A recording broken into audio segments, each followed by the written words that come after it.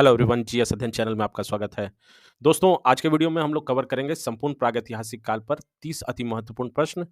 तो अगर आप किसी भी परीक्षा की तैयारी कर रहे हैं, चाहे वो राज्य स्तरीय हो या राष्ट्रीय स्तर की, ये वीडियो आप लोगों के लिए बहुत ही फायदेमंद है। तो आइए शुरू करते हैं। पहला प्रश्न है कि इतिहास का जनक या पिता किसे कहा जाता है? इतिहास का जनक या पिता किसे कहा जाता है? सही आंसर है ए, हेरोडोटस को। किसे? हेरोडोटस को। इसकी पुस्तक का नाम था हिस्टोरिका, और ये एक यूनानी इतिहासकार थे। यूनानी इतिहासकार। तो ध्यान देंगे, कौन कहा इतिहास का जनक या पिता किसे कहा जाता है? हेरोडोटस को। और अगर यही प्रश्न पूछा जाएगा कि भारतीय इतिहास का जनक अगर प्रश्न आता है, इतिहास का जनक, तो आपका आंसर होगा मेगास्थनीज, क्योंकि मेगास्थनीज की पुस्तक और इसकी लिखी गई पुस्तक इंडिका को इतिहासकार द्वारा ये भारतीय इतिहास का जनक माना गया है। तो इसका सही आंसर ए है। नेक्स्ट प्रश्न, आधुनिक मानव का वैज्ञानिक नाम क्या है? आधुनिक मानव का वैज्ञानिक नाम होमो सेपियंस, होमो इरेक्टस, पैंथेरा टाइग्रिस या एलिफिश मैक्सिमस। तो सही आंसर है होमो सेपियंस। ये आधुनिक मानव का वैज्ञानिक नाम। और इसके पहले होमो इरेक्टस थे। होमो इरेक्टस कहा जाता है। होमो इरेक्टस दो भाग में बांटा गया था, याद रखिए। एक नियंडरथल और एक क्रोमेगैनन। आपको ये डिटेल में बताने का ये मेरा जो सोच है इसके पीछे, क्योंकि प्रश्न पूछा जाता है कि आधुनिक मानव के नजदीकी जो पूर्वज हैं वो कौन है या क्या कहलाते हैं पूर्वज, तो वो क्रोमोगैनन कहलाते हैं। नियंडरथल जो थे वो ये मानव का अंत हो गया, परंतु जो आधुनिक मानव होमो सेपियंस थे, आधुनिक मानव, उसके नजदीकी पूर्वज को क्रोमोगैनन बोला गया है। तो ये याद रखिए, ये इंपॉर्टेंट है। चलिए अगला प्रश्न देखते हैं। प्रारंभिक मानव के फॉसिल कहां से मिले हैं? फॉसिल ये इंग्लिश वर्ड है, FOSSIL। इसका हिंदी वर्ड होता है जीवाश्म। जीवाश्म कहां से मिले हैं? तो याद रखिएगा, प्रारंभिक मानव के फॉसिल अफ्रीका के इथोपिया से पाया गया है। A is the right answer. Next question, Bharat में मानव के प्रथम किस स्थल से प्राप्त हुए हैं? शिवालिक पहाड़ियां, नर्मदा घाटी, नलमाला पहाड़ियां या नीलगिरी पहाड़ियां। तो सही जवाब है बी, नर्मदा घाटी पहाड़ियां से भारत में मानव के साक्ष्य सर्वप्रथम नर्मदा घाटी पहाड़ी। और ये कहां पड़ता है नर्मदा घाटी? मैं आपको बता दूं, मध्य प्रदेश में। और ये जो स्थल है वो होशंगाबाद जिले में हथनौरा नामक स्थल से क्या प्राप्त हुआ है? स्थल से मानव के साक्ष्य प्राप्त हुए हैं। तो B is the right answer. Next question, इतिहास के काल को कितने भागों में विभाजित किया गया है? प्रश्न को ध्यान से देखेंगे। सही आंसर है 3 भागों में विभाजित किया गया है। कौन कौन से काल थे इतिहास को? प्रागैतिहासिक काल, ध्यान से देखिएगा और याद रखिएगा, नोट्स बनाते चलेंगे। प्रागैतिहासिक काल, आदि ऐतिहासिक काल, ऐतिहासिक काल और ऐतिहासिक काल। तो ये 3 काल में इतिहास को बांटा गया है, 3 कालों में विभाजित किया गया है इतिहास के काल को। तो A is the right answer 3। Next question, जिस काल की घटनाओं का कोई लिखित प्रमाण नहीं है उसे क्या कहते हैं? प्रागैतिहासिक काल, आदि ऐतिहासिक काल या ऐतिहासिक काल। याद रखिएगा कि लिखित प्रमाण नहीं है, अर्थात कोई लिखित विवरण उपलब्ध नहीं है, उसे प्रागैतिहासिक काल कहते हैं।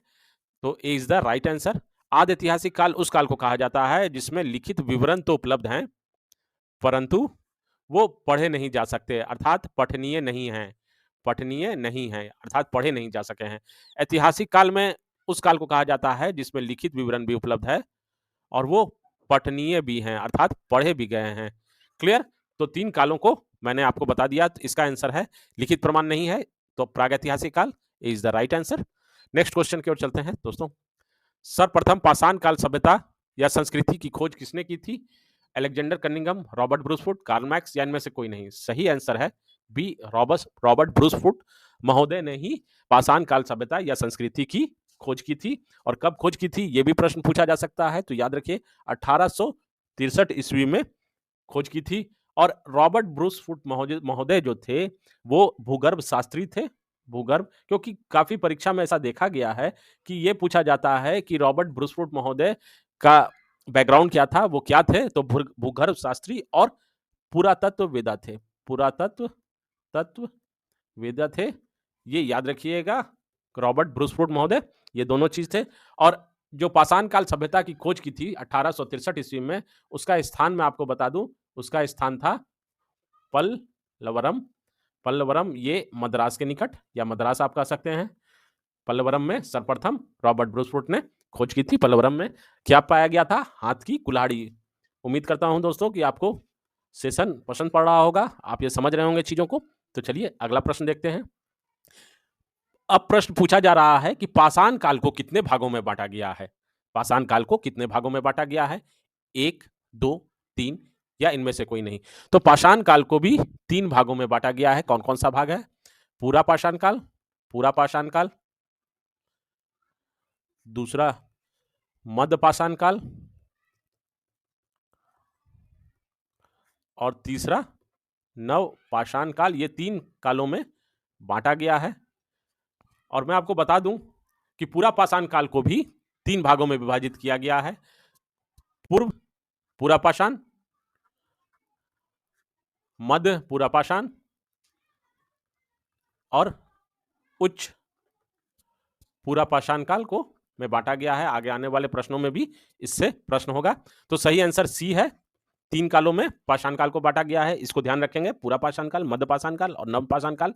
नेक्स्ट क्वेश्चन, भारत की पूरा पाषाण युगीन सभ्यता का विकास किस काल में हुआ? हिमयुग में या प्लास्टिस्टोसीन काल में? उपरोक्त दोनों या इनमें से कोई नहीं?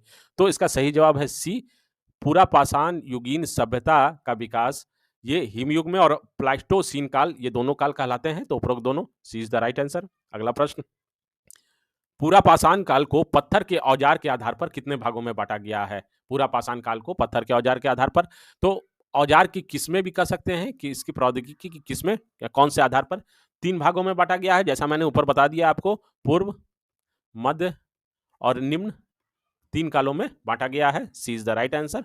पूर्व पूरा पाषाण, मध्य पूरा और निम्न पूरा पाषाण काल। क्लियर? अगला प्रश्न, पूरा पाषाण काल में मनुष्य का जीवन यापन का मुख्य आधार क्या था? शिकार और खाद्य संग्रह? उपरोक्त दोनों या इनमें से कोई नहीं?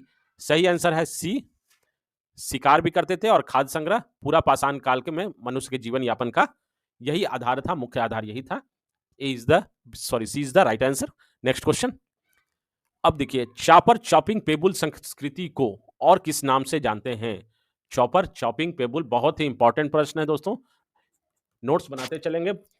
तो यह संस्कृति जो है ये पाकिस्तान के पंजाब प्रांत में, यह संस्कृति कहां? पाकिस्तान के पंजाब प्रांत में, पंजाब प्रांत में सोहन नदी घाटी क्षेत्र में विस्तृत था। सोहन नदी घाटी क्षेत्र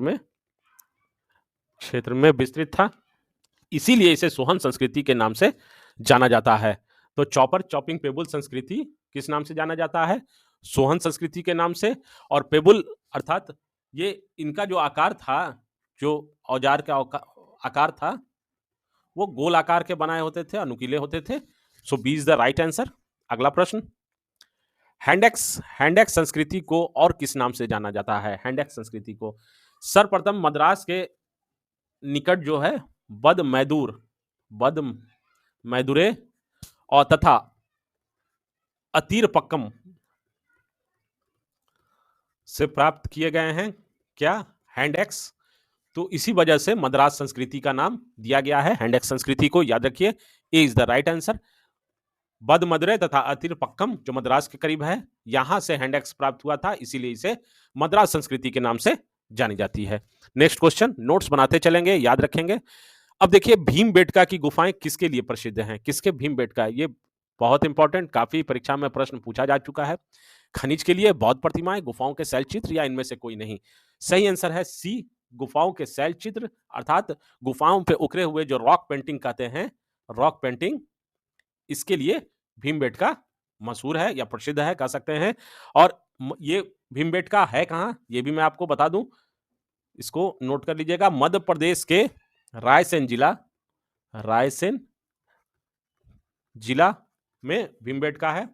तो आपने देखा कि भीमबेटका की गुफाओं के शैल चित्र अर्थात रॉक पेंटिंग के लिए प्रसिद्ध हैं। यहां 500 से अधिक गुफाएं हैं जिनमें शैल चित्र बना हुआ है। तो इससे साबित होता है कि पूरा पाषाण के लोग इन्हीं पहाड़ों के गुफाओं में रहते थे। तो इस कारण से ये गुफाओं में शैल चित्र बनाते होंगे अपने खाली टाइम में। अभी की तरह तो नहीं है, लेकिन उस समय वो उसी तरह से अपने समय को बिताते होंगे शैल चित्र बना के। तो याद रखिए, सी इज द राइट आंसर। अगला प्रश्न की ओर चलते हैं दोस्तों। चलिए, अगला प्रश्न है कि पूरा पाषाण के से संबंधित सभी प्रश्नों को मैंने बहुत ही इंपॉर्टेंट प्रश्नों को लिया था और आपको बताया है। अब बात करेंगे मध्य पूरा पाषाण को फलक संस्कृति का नाम किसने दिया। मध्य पूरा पाषाण को फलक संस्कृति का नाम किसने दिया?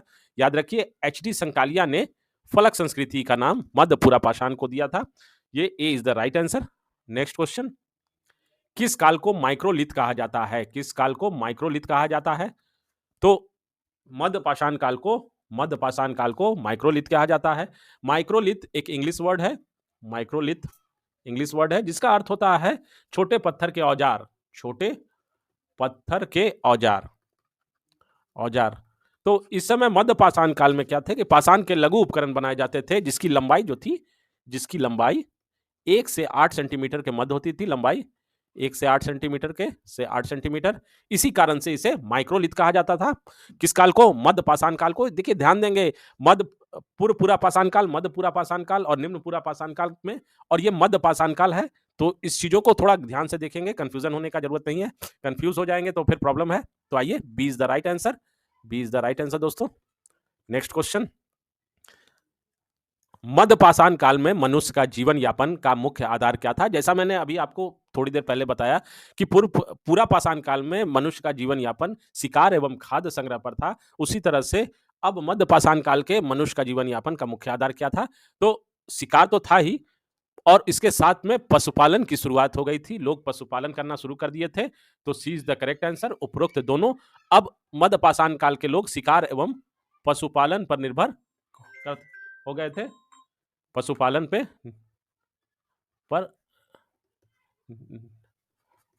अगला प्रश्न, सी इज द राइट आंसर। मध्य पाषाण काल में पशुओं को पालतू बनाए जाने का प्राचीनतम साक्ष्य किन 2 स्थलों से प्राप्त हुआ है? जैसा कि अभी मैंने बताया कि मध्य पाषाण काल में मनुष्यों को जीवन यापन शिकार एवं पशुपालन पर आधारित हो गया था। तो पशुपालन जब आधारित हो गया तो पशुओं को पालतू बनाए जाने का प्राचीनतम साक्ष्य किन स्थलों से प्राप्त हुआ है? तो याद रखिए, सी, बागोर एवं आदमगढ़ से। कहां से? बागोर एवं आदमगढ़। ये बागोर आपको राजस्थान एवं आदमगढ़ मध्य प्रदेश में स्थित है। तो कहां से पशुओं को पालतू बनाए जाने का प्राचीनतम साक्ष्य बागोर एवं आदमगढ़ में मिलता है। क्लियर है? तो अब यहां पर एक प्रश्न आता है कि सर्वप्रथम मानव ने किस पशु को पालतू बनाया? मानव ने किस पशु को पालतू बनाया, यह भी प्रश्न पूछा जाता है। तो मैं आपको पशु को पालतू बनाया, कुत्ता को सर्वप्रथम मानव ने पालतू बनाया। याद रखिएगा, इंपॉर्टेंट है। सो C is the right answer. अगला प्रश्न की ओर चलते हैं। प्रश्न संख्या 19, हड्डी एवं सिंह निर्मित आभूषण भारत में मध्य पाषाण काल में कहां से प्राप्त हुए हैं? हड्डी एवं सिंह निर्मित आभूषण भारत में मध्य पाषाण काल में कहां से प्राप्त हुए हैं? सही जवाब है सी, मदाहा से। मदाहा कहां स्थित? उत्तर प्रदेश में स्थित। तो C is the right answer. Next question, नव पाषाण काल में मानव ने निम्नलिखित में किसका आविष्कार किया? पहिए का और कृषि का आविष्कार। कृषि को जानने लगे लोग, कृषि करने लगे, तो कृषि से परिचित हो गए थे। तो ये दोनों, उपरोक्त दोनों, तो अगर आप कह सकते हैं कि जीवन यापन अभी तक मनुष्य जो था वो शिकार एवं पशुपालन इत्यादि पर निर्भर था, परंतु अब क्या है कि अन्न संग्राहक के जगह मानव जो था, अभी तक अन्न संग्राहक था, परंतु जब कृषि की जानकारी हुई तो नव पाषाण काल में लोग अन्न उत्पादक हो गए। यहां पर कब? नव पाषाण काल में। क्लियर? अगर आपको वीडियो पसंद पड़ रहा हो तो सब्सक्राइब जरूर करेंगे। So C is the right answer. Next question, मनुष्य ने स्थायी निवास की प्रवृत्ति कब अपनाई? मनुष्य ने स्थायी निवास अर्थात एक जगह रहने का, एक समूह में रहने के लिए और एक परमानेंट जगह पर रहने के लिए की प्रवृत्ति कब अपनाई और किस काल में अपनाई? तो नवपाषाण काल में मनुष्य ने स्थायी निवास की प्रवृत्ति अपनाई।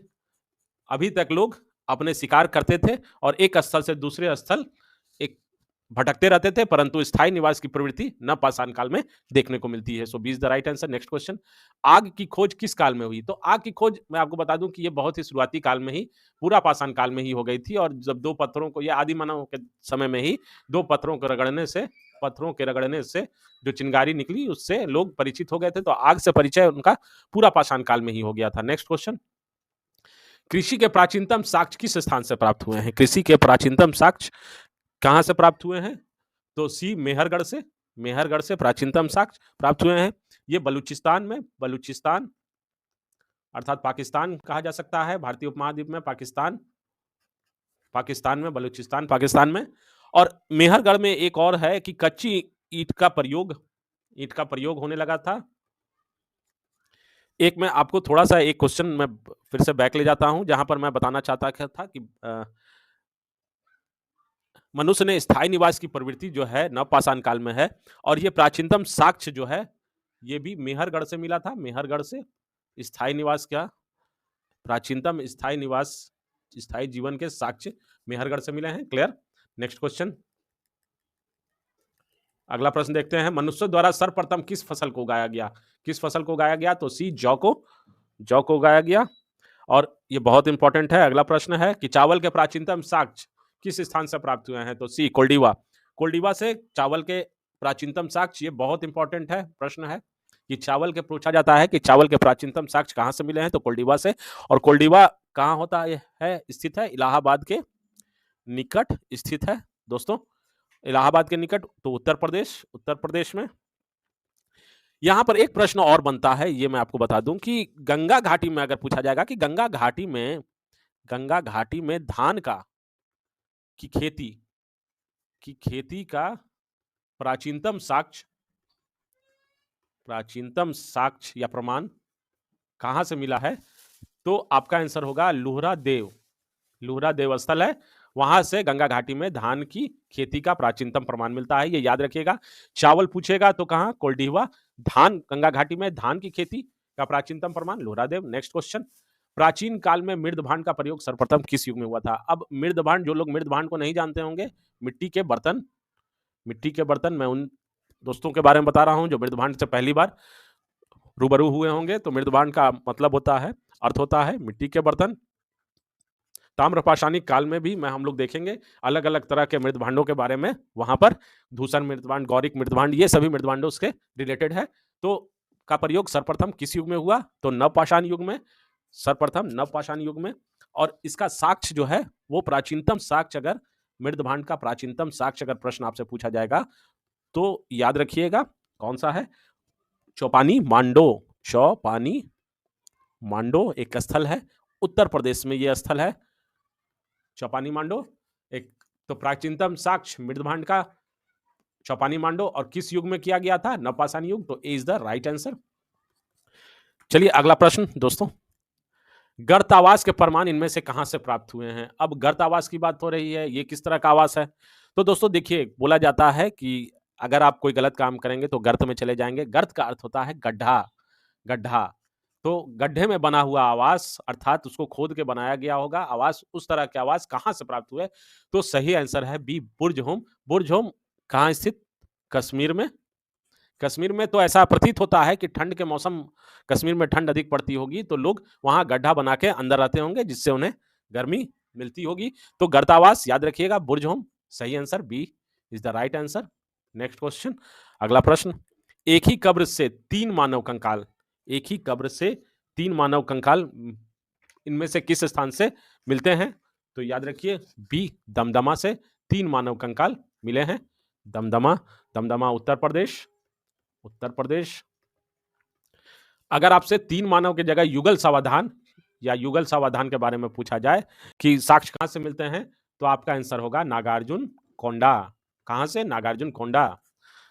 B is the right answer. अगला प्रश्न, इनमें से किस रूप में बृहत पाषाण स्मारकों की पहचान की गई है? किस रूप में बृहत पाषाण स्मारकों की पहचान की गई है? बृहत पाषाण स्मारक या महापाषाण पाषाण स्मारक आप कह सकते हैं। स्मारकों की पहचान की गई है। मृतकों को दफनाने के स्थान के रूप में जो पत्थर यूज किए जाते थे, अर्थात कब्रगाह में बड़े-बड़े पत्थर लगा दिए जाते थे, उसे ही महापाषाण कहा जाता था। महापाषाण। तो याद रखिए कि मृतकों के दफनाने के स्थान पर जो पाषाण का यूज होता था, उसे बृहत पाषाण स्मारक या महापाषाण कहा जाता था। C is the right answer. पाषाण संस्कृति से लेकर हड़प्पा सभ्यता तक के सांस्कृतिक अवशेष इनमें से किस पुरास्थल से प्राप्त हुए हैं? किस पुरास्थल से प्राप्त हुए हैं? तो मेहरगढ़ से प्राप्त हुए हैं। हड़प्पा पाषाण संस्कृति से लेकर हड़प्पा संस्कृति तक का जो अवशेष हैं वो मेहरगढ़ से प्राप्त हुए हैं। अगला प्रश्न, राग का टीला इनमें से किस नवपाषाण कालीन से संबंधित है? संगनकल्लू से। डी संगनकल्लू। राग का टीला, जैसा मैं बताया, इससे याद रख सकते हैं, कल्लू से काला, राग का टीला, राग भी काला, तो इस तरह से याद कर सकते हैं। D is the right answer.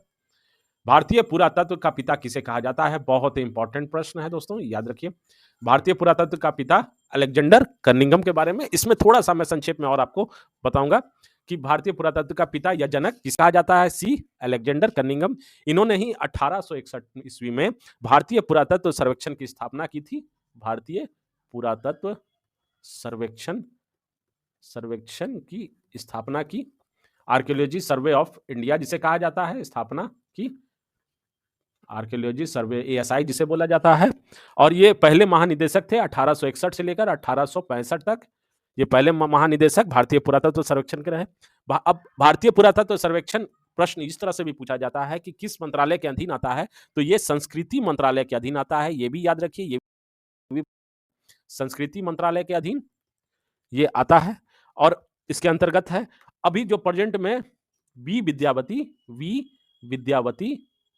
Vidyavati महानिदेशक हैं, इनके वर्तमान महानिदेशक हैं। भारतीय मानव संग्रहालय भोपाल में स्थित है, ये भी याद रखिए आप लोग। लास्ट प्रश्न है, सुमेलित कीजिए। बेलन घाटी उत्तर प्रदेश, नवदा टोली मध्य प्रदेश, चिरांद बिहार और चौपानी मांडो उत्तर प्रदेश। ये देखिए, ये चिरांद जो है ये सारण में स्थित है। ये पाषाण काल का एकमात्र स्थल है जो बिहार में पाया गया है। तो बिहार वाले स्टूडेंट इसको ध्यान से याद रखेंगे, चिरांद। सो इसका सही आंसर है। और ये जो सुमेलित करने का है सभी चीजें उसको याद रखिए। सुमेलित, ये सभी जो प्रश्न है ये सभी सुमेलित हैं। तो आंसर है सभी सुमेलित हैं। तो उम्मीद करता हूं दोस्तों कि आपको ये वीडियो पसंद पड़ा होगा और इस पर आधारित आपको एक भी प्रश्न प्रागैतिहासिक काल से किसी भी परीक्षा में नहीं छूटेगा, इसकी गारंटी मैं आपको देता हूं। तो ध्यान से पढ़ें, नोट्स बनाते चलें। काफी व्याख्या के साथ मैं आप लोगों के लिए सभी महत्वपूर्ण प्रश्नों को इस वीडियो में कवर किया हूं। तो लाइक करें, शेयर करें और सब्सक्राइब जरूर करें दोस्तों। और 2024 के आने वाले परीक्षाओं की तैयारी करने के लिए जीएस अध्ययन चैनल को सब्सक्राइब जरूर करें। तो तैयारी शुरू हो गई है, आगाज हो चुका है, अंजाम तक पहुंचना है। तो जुड़ जाइए जीएस अध्ययन चैनल के साथ। धन्यवाद दोस्तों, थैंक्स। मिलते हैं नेक्स्ट वीडियो में। थैंक्स।